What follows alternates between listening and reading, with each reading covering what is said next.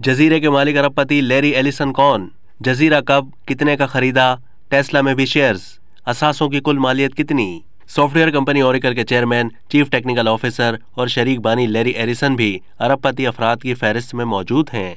Forbes के मुताबिक 28 दिसंबर 2022 तक लैरी एलिसन की असासों की मालियत 100 अरब 60 करोड़ डॉलर थी। वो ओरेकल के तकरीबन 35% के मालिक हैं। उन्होंने 37 साल की सरबराही के बाद 2014 में ओरेकल के चीफ एग्जीक्यूटिव ऑफिसर का ओहदा छोड़ दिया था।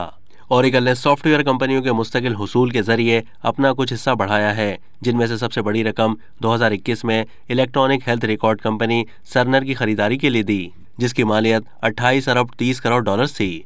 2020 में एलिसन मुस्तकिल तौर पर हवाई जजीरे लाना ही चले गए, जिसे उन्होंने सन 2012 में तकरीबन 300 मिलियन डॉलर्स में खरीदा था। एलिसन दिसंबर 2018 से अगस्त 2022 तक टेस्ला के बोर्ड पर भी रहे। वह अभी इलेक्ट्रिक कार मेकर कंपनी में तकरीबन 15 मिलियन शेयर्स के मालिक हैं।